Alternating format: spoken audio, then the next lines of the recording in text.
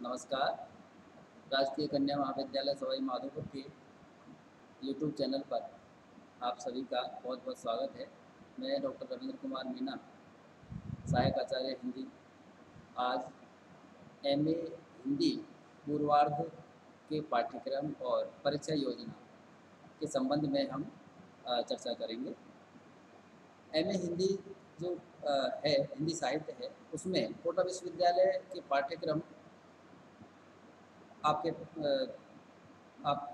महाविद्यालय में लागू किया गया है और इसमें आपने पूर्वार्ध में हिंदी साहित्य के 4 प्रश्न पत्र पढ़े, उनका अध्ययन किया। इस वर्ष जो आपके पाठ्यक्रम में 5 प्रश्न पत्र और हैं। इस तरह से एमए हिंदी साहित्य में पूर्वार्ध और उत्तरार्ध में मिलाकर कुल 9 प्रश्न पत्र आपके होते हैं। तो हम इस वर्ष आपके एमए जो उत्तरार्ध है उसमें जो प्रश्न पत्र आपके पाठ्यक्रम में हैं, उनमें से एक एक प्रश्न पत्र और उसके जो पाठ्यक्रम है, उसकी जो परीक्षा योजना है, उस पर विस्तृत चर्चा करेंगे। आप इसे जो पाठ्यक्रम है इसे कोटा विश्वविद्यालय कोटा की वेबसाइट से भी डाउनलोड करके इसे प्राप्त कर सकते हैं और विस्तृत रूप से मैं इस कक्षा में आपको इसकी जानकारी अभी देता हूँ। तो पहला जो प्रश्न पत्र है वह आपका आधुनिक काव्य नाम से है। आधुनिक काव्य में आपके को 5 इकाइयों में इस प्रश्न पत्र को विभाजित किया गया है। पहली इकाई जो है उसमें मैथिलीशरण गुप्त द्वारा रचित साकेत नामक महाकाव्य के नवम सर्ग को आपके पाठ्यक्रम में शामिल किया गया है। द्वितीय इकाई जो है उसमें कामायनी, आधुनिक युग का एक प्रसिद्ध श्रेष्ठ महाकाव्य जो है कामायनी आपके पाठ्यक्रम में है और कामायनी के कुछ सर्ग हैं जो चिंता, श्रद्धा, एड़ा, ये 3 सर्ग आपके पाठ्यक्रम में हैं, शामिल किए गए हैं। तृतीय इकाई जो है सूर्यकांत त्रिपाठी निराला द्वारा सृजित रचना राम की शक्ति पूजा और सरोजस्मृति, ये 2 जो रचनाएं हैं ये आपके पाठ्यक्रम में शामिल की गई हैं। अनामिका नामक उनके काव्य संकलन जो संग्रह है उससे उनको लिया गया है। चतुर्थ इकाई आपके पाठ्यक्रम में जो है माफ़ कीजिएगा, द्वितीय इकाई में ही सूर्यकांत त्रिपाठी निराला जो उनकी पुस्तक राम की शक्ति पूजा और सरोजस्मृति ये हैं।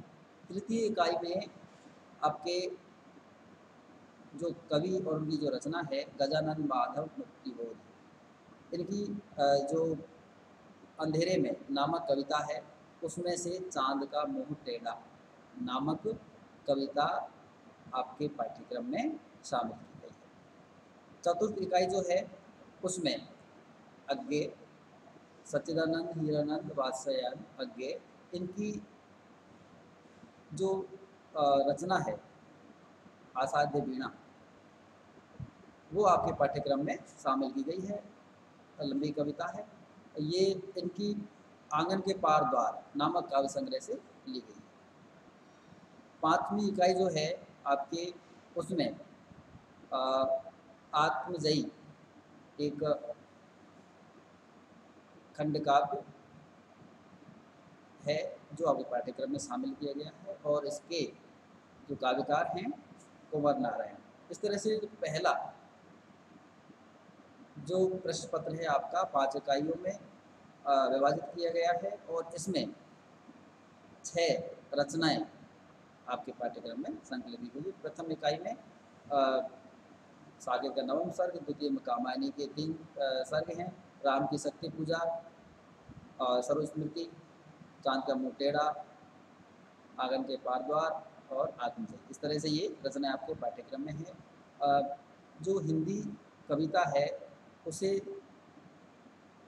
एमए के अंदर विस्तृत रूप से अध्ययन करवाया जाता है, जिसमें प्रथम आपके पूर्वार्ध में प्राचीन काव्य और मध्यकालीन काव्य का और आधुनिक काल जो है उसे उत्तरार्ध में पढ़ाया जाता है। इस तरह से जो हिंदी कविता का 3 प्रश्न पत्रों में दोनों वर्षों के अंदर अध्ययन करवाया जाता है। द्वितीय प्रश्न पत्र जो है आपके पाठ्यक्रम में वो आपका है साहित्य शास्त्र या काव्य शास्त्र का। इस प्रश्न पत्र को भी प्रथम प्रश्न पत्र की भांति 2 इकाइयों में विभाजित किया गया है, 5 इकाइयों में विभाजित किया गया है। पहली जो इकाई है उसमें भारतीय काव्य शास्त्र से संबंधित है, पहली और दूसरी इकाई भारतीय काव्य शास्त्र से संबंधित है। तृतीय और चतुर्थ इकाई पाश्चात्य काव्य शास्त्र से संबंधित है। पंचम इकाई आधुनिक कालीन जो वाद प्रवृत्तियाँ आलोचना की प्रणालियाँ से संबंधित है। तो अब विस्तृत रूप से देखें तो पहली जो इकाई है उसमें भारतीय काव्य शास्त्र चिंतन का विकास यहाँ से प्रारंभ होती है, उसकी पृष्ठभूमि या चिंतन विकास की परंपरा से है। फिर इसमें रस सिद्धांत के अंतर्गत रस का स्वरूप, रस निष्पत्ति, साधारणीकरण, सहृदय की अवधारणा, ये रस सिद्धांत के अंदर आपके पाठ्यक्रम में शामिल किए गए हैं। ध्वनि सिद्धांत अगला जो है पहली इकाई में आपके आता है। इसमें ध्वनि का स्वरूप, भेद, ध्वनि विरोधी मत और स्थापना, ध्वनि काव्य के भेद, ये ध्वनि सिद्धांत के अंदर आपके पाठ्यक्रम में है।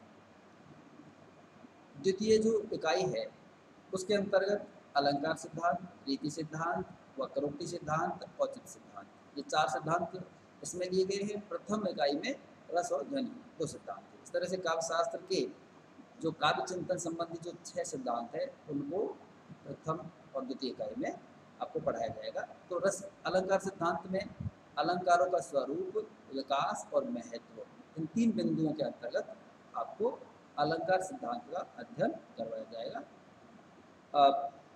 दूसरा है रीति सिद्धांत, रीति का स्वरूप, भेद, काव्य के गुण। रीति सिद्धांत के अंतर्गत स्वरूप, रीति के भेद और काव्य के गुण, इन बिंदुओं का अध्ययन आप करेंगे। वक्रोक्ति सिद्धांत में वक्रोक्ति, स्वरूप, भेद, वक्रोक्ति और अभिव्यंजनावाद, वक्रोक्ति का स्वरूप, वक्रोक्ति के भेद, वक्रोक्ति और अभिव्यंजनावाद, इसका अध्ययन आप करेंगे। तो चौथा सिद्धांत है औचित्य सिद्धांत, स्वरूप और भेद, औचित्य का स्वरूप और औचित्य के भेद, इसका अध्ययन आप इस सिद्धांत के अंतर्गत करेंगे।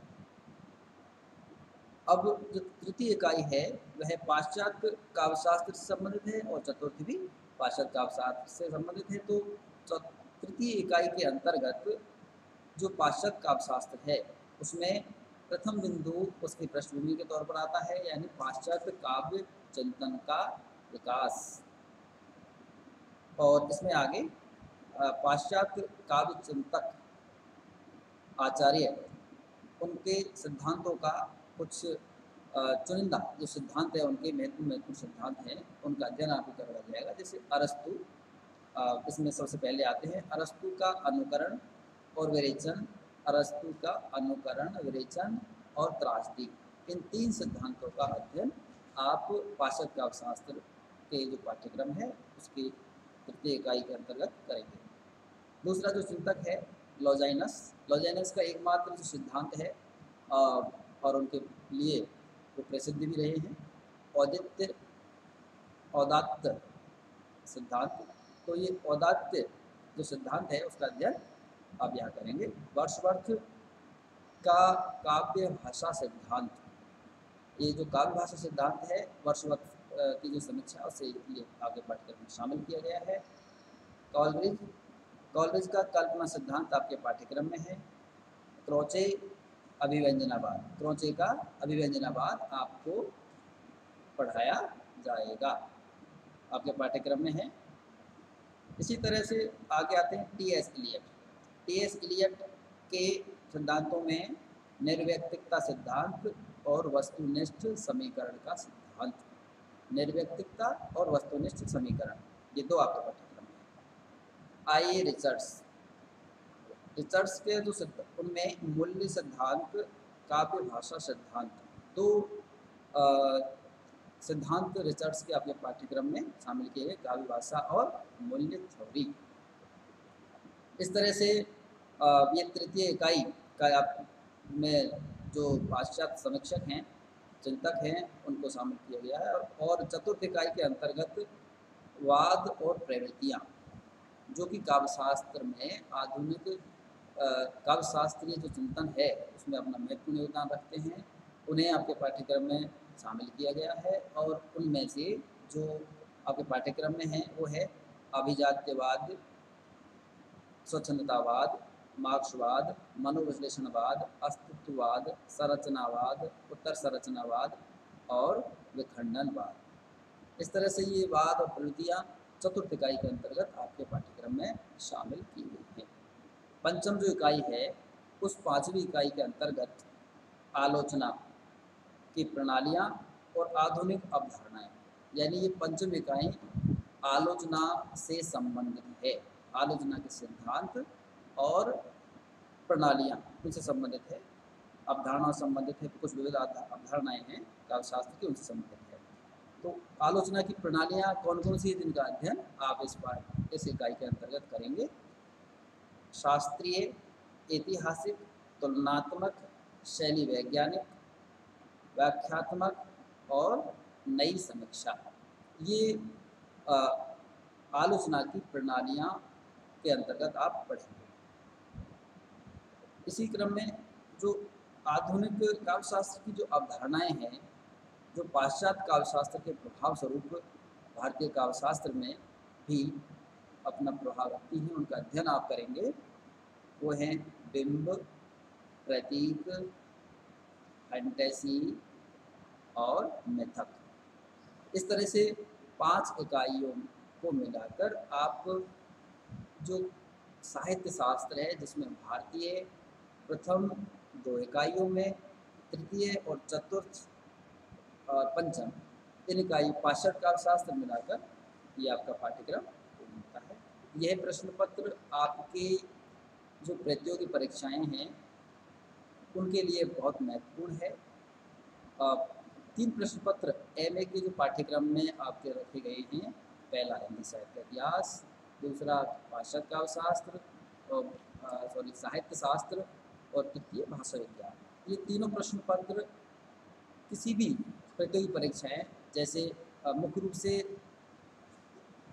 नेट, सेट जो परीक्षाएं होती हैं, उनमें अधिकतम पाठ्यक्रम इन 2 प्रश्न पत्रों हिंदी साहित्य इतिहास और साहित्य शास्त्र से पर आधारित होता है और इन्हीं पर वह निर्भर होता है। और अन्य जो प्रतियोगी परीक्षाएं हैं, आईएएस, आरएएस, जो हिंदी साहित्य से संबंधित है, उनका पाठ्यक्रम भी इन प्रश्न पत्रों पर बहुत कुछ निर्भर करता है।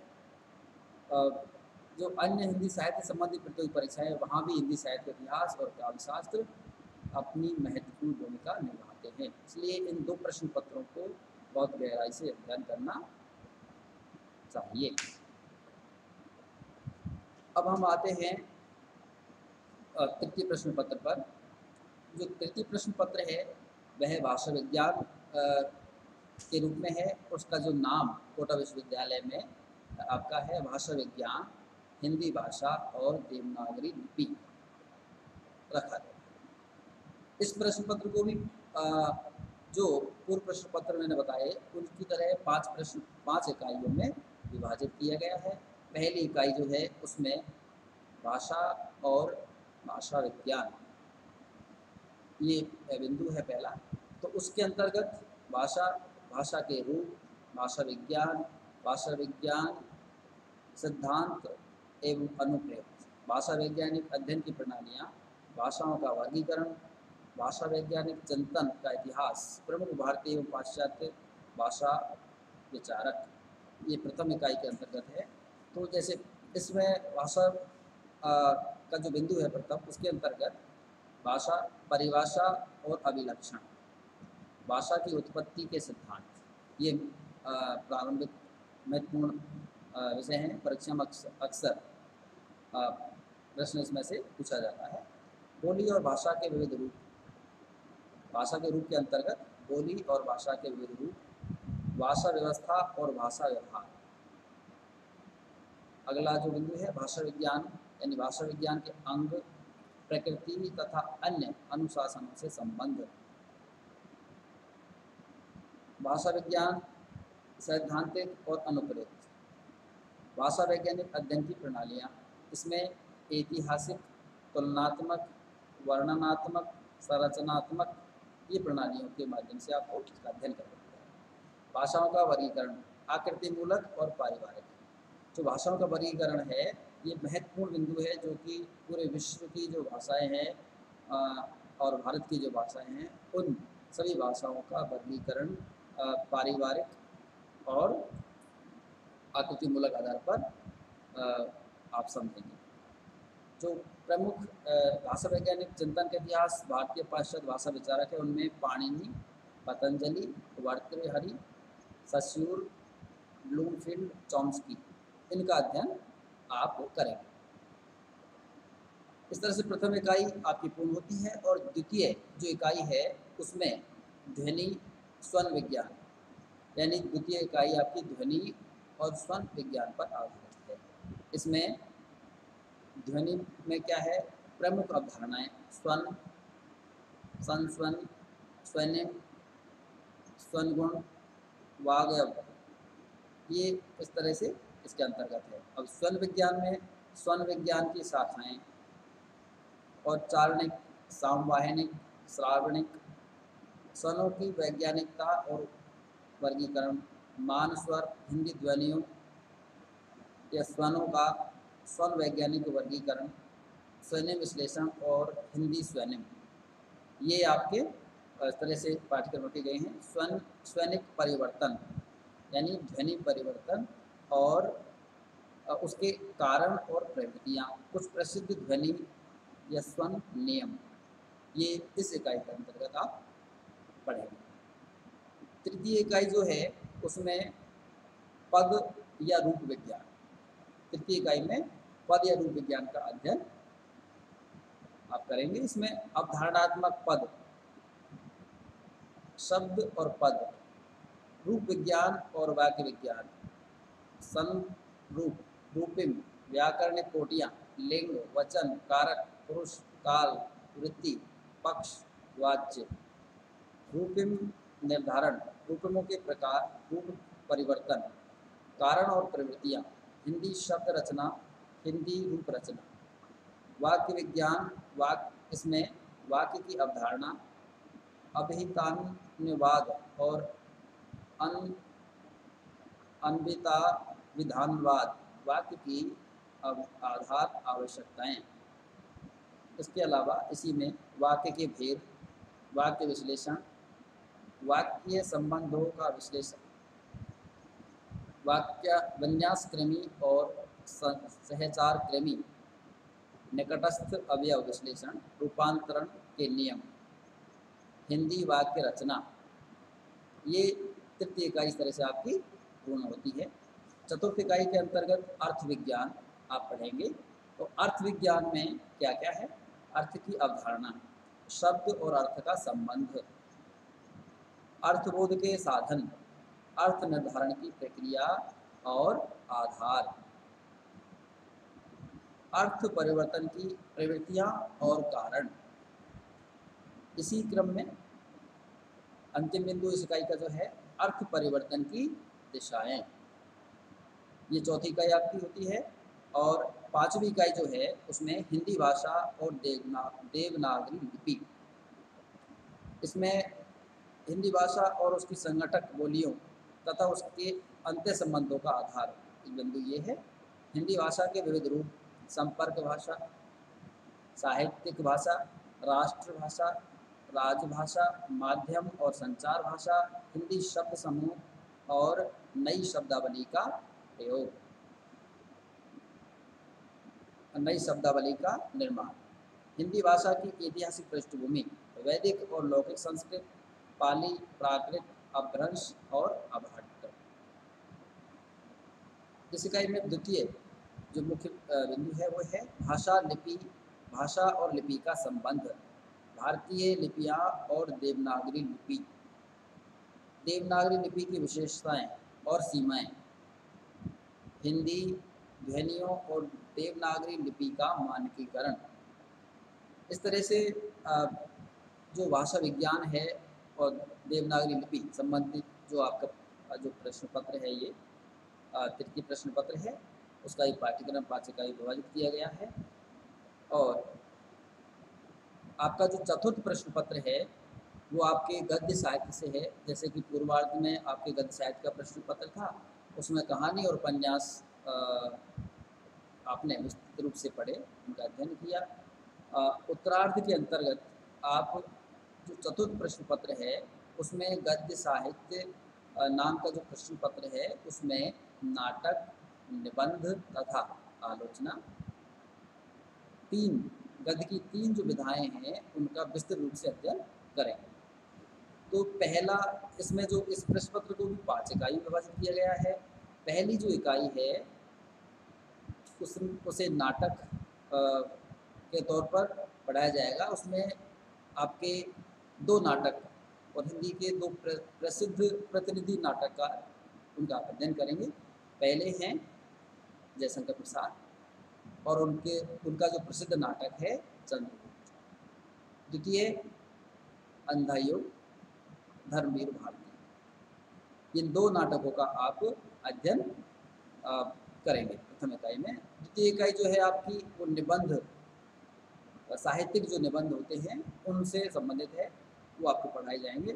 तो इसमें हिंदी के जो प्रसिद्ध और श्रेष्ठ निबंधकार हैं उनका आप अध्ययन करेंगे।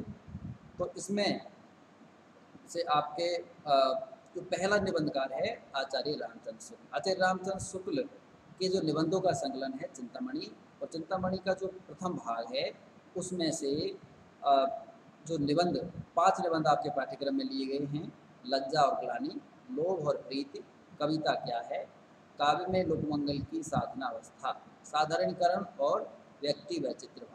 ये 5 निबंध आचार्य रामचंद्र शुक्ल के चिंतामणि नामक निबंध संकलन से आपके पाठ्यक्रम में लिए गए हैं। अब आपका जो द्वितीय, इस तरह से द्वितीय इकाई आपकी आचार्य रामचंद्र शुक्ल के चिंतामणि से ही है। और तृतीय इकाई में भी आप निबंध पढ़ेंगे, और इसमें जो दूसरे हिंदी के प्रसिद्ध निबंधकार हैं वो हैं आचार्य हजारी प्रसाद द्विवेदी। आचार्य हजारी प्रसाद द्विवेदी के निबंध संकलन कल्पलता से आपके पाठ्यक्रम में 5 निबंध संकलित किए गए हैं।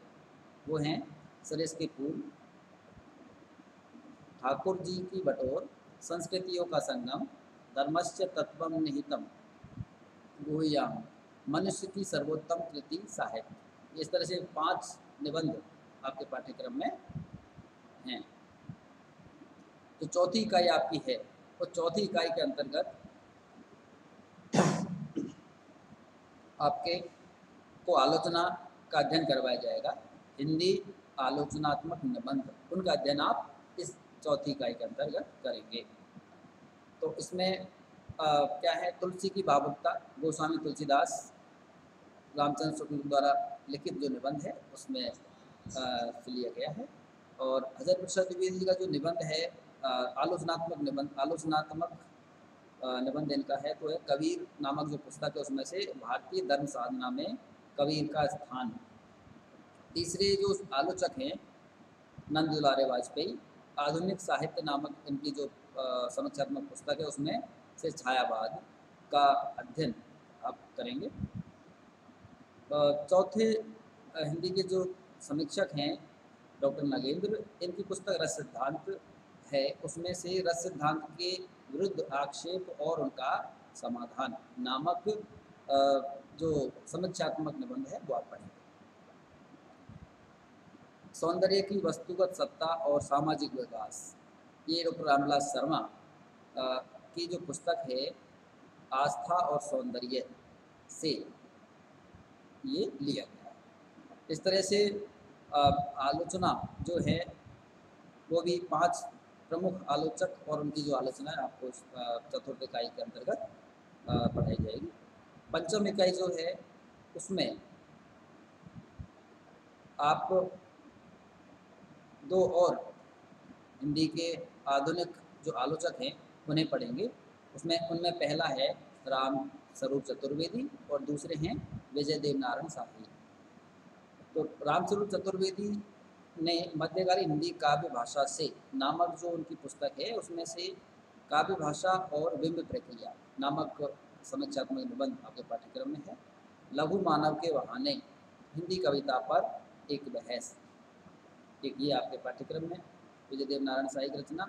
और इसी क्रम में जो तीसरे आलोचक हैं आधुनिक आलोचकों में नामवर सिंह कविता के नए प्रतिमान नामक पुस्तक है। उस पुस्तक में से काव्य बिंब और सपाट बयानी नामक आलोचनात्मक लेख इनका पढ़ेंगे। और इसी में इस तरह से ये जो आपका पाठ्यक्रम है वह चतुर्थ जो प्रश्न पत्र है आपका इसका पूर्ण होता है गद्य साहित्य का। अब आपका जो इस एमए उत्तरार्ध के अंतर्गत एक वैकल्पिक प्रश्न पत्र होता है तो नियमित विद्यार्थियों के लिए और सहपाठी विद्यार्थियों के लिए अलग अलग होता है। नियमित विद्यार्थियों के लिए इसमें कुल 6 प्रश्न पत्र वैकल्पिक रखे गए हैं। उनमें से प्रत्येक महाविद्यालय में जो उपलब्धता है संख्या सदस्य और वहाँ की जो यूनिवर्सिटी से मान्यता लेने के अनुसार कोई 1 या 2 प्रश्न पत्र विद्यार्थियों को उनकी इच्छा अनुसार पढ़ाए जाते हैं। तो हमारे महाविद्यालय में आपको इन प्रश्न पत्रों में से पहले मैं नाम बता दूं कौन कौन से हैं। एक तो तुलसीदास है पहला प्रश्न पत्र जो विकल्प वाले प्रश्न पत्र है उसमें से, दूसरा प्रेमचंद, और तीसरा हिंदी नाटक और रंगमंच, चौथा जयशंकर प्रसाद। ये 4 वैकल्पिक प्रश्न पत्र हैं।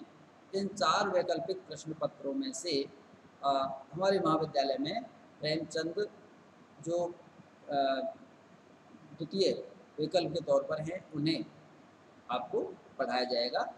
और प्रेमचंद जो प्रश्न पत्र है उस प्रेमचंद के अंतर्गत भी जैसे आपके अन्य 4 प्रश्न पत्र थे उसकी तरह 4 इकाइयों में उसे विभाजित किया गया है। पहला जो है उनका प्रेमचंद की प्रश्न पत्र इसमें पहली 3 इकाइयों में उनकी 3 औपन्यासिक जो कृतियाँ हैं उन्हें आपको पढ़ाया जाएगा। पहली इकाई के अंतर्गत सेवा सदन, दूसरी में गवन, तीसरी में रंगभूमि, चौथी इकाई में प्रतिनिधि कहानियाँ जो कि उनके मानसरोवर नामक कहानी संग्रह है उनमें से प्रतिनिधि कहानियाँ आपके पाठ्यक्रम में रखी गई हैं। और चतुर्थ प्रेमचंद के कुछ विचार नामक एक निबंधात्मक पुस्तक है वो संकलन है, वो आपको प्रेमचंद के जो विचार है उसका अध्ययन 5वीं इकाई के अंतर्गत करवाया जाएगा। इस तरह से एमए उत्तरार्ध जो है उसका पाठ्यक्रम 5 प्रश्न पत्रों में विभाजित किया गया है। और पूर्वार्ध की भांति उत्तरार्ध में भी आपका जो परीक्षा का पैटर्न है वह 3 खंडों में विभाजित किया गया है, ए, व और से। ए खंड में 10 अंक का होता है और 10 अति लघुतरात्मक प्रश्न होते हैं। प्रत्येक इकाई से 2 प्रश्न होते हैं, प्रत्येक प्रश्न 1-1 अंक का होता है। इस प्रकार और सभी प्रश्न करने अनिवार्य होते हैं। और द्वितीय खंड जो वह आपका 50 अंक का होता है। प्रत्येक इकाई से 10 अंक के 5 प्रश्न विकल्प के रूप में होते हैं, यानी प्रत्येक इकाई से 2 प्रश्न होते हैं, उनमें से 1 आपको करना होता है। ये लघुतरात्मक प्रश्न होते हैं। जो पाठ्य पुस्तकें हैं उनमें से आपको या तो व्याख्या करनी होती है और अगर पाठ्य पुस्तक नहीं है सैद्धांतिक कुछ इकाई है तो वहाँ पर आपको सीधे 10 अंक का कोई प्रश्न आपको करना होता है। इस तरह से 50 अंक की आपकी का द्वितीय खंड जो होता है। और जो तृतीय खंड है उसमें वह निबंधात्मक होता है और उसमें आपके जो सभी इकाइयों से लेते हुए किन्हीं 4 इकाइयों को ध्यान में रखते हुए सभी इकाइयों से कोई 4 प्रश्न उसमें दिए जाते हैं जो कि 20-20 अंक के होते हैं। उनमें से कोई 2 प्रश्न आप विकल्प के आधार पर अवयव करने होते हैं। इस तरह से जो आपकी का जो सेखंड है वह 40 अंक का होता है और ये इसमें निबंधात्मक प्रश्न होते हैं। इस तरह से ये आपकी परीक्षा योजना और पाठ्यक्रम जो कोटा विश्वविद्यालय ने निर्धारित किया है वो है। धन्यवाद।